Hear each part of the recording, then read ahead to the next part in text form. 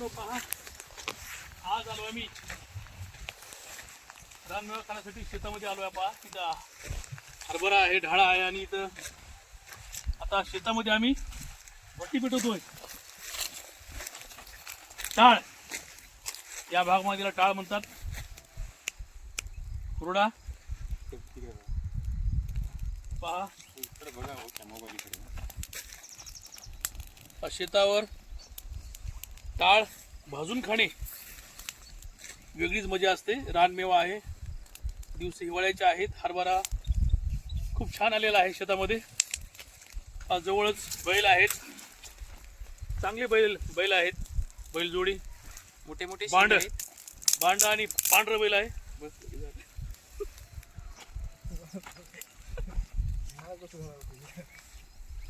खायला खूप चांगलं वाटते पण भाजायला खूप अवघड आहे. पहा तुम्ही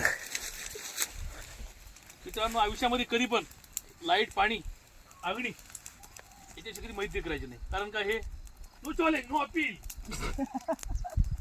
भाऊ कामच जाणं म्हणायचं. त्यामुळे दूर थांबायचं.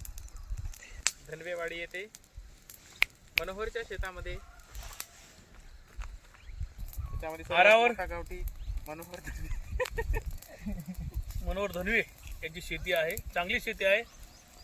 शेतात पाणी आहे. उन्हाळ्यात विहिरीला पिन ओढ्याच्या काठी आणि जवळ तिथं डॅम आहे, धरण आहे. पहा, आता आम्ही हुळा खाणं झाल्याच्या नंतर तळ्याला पोहून जाणार आहे. वाळेल पाहिजे मात्र ओलं ते तुटत नाही. ते पोरग भाजून परेशान आहे.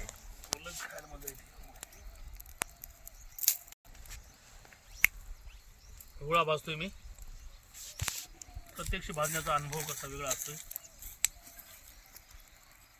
मनोहरची आई म्हणजे आमची आई चालली शेतातून दिवसभर शेतात राबराब करून घरी जात आहे. हरभऱ्याच्या डाळीची पुरणपोळी होत असते आणि ही पण हुळा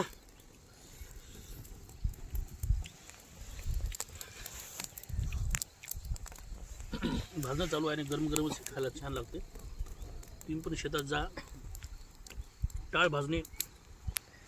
तुझं कुठून कुठपर्यंत आहे रे?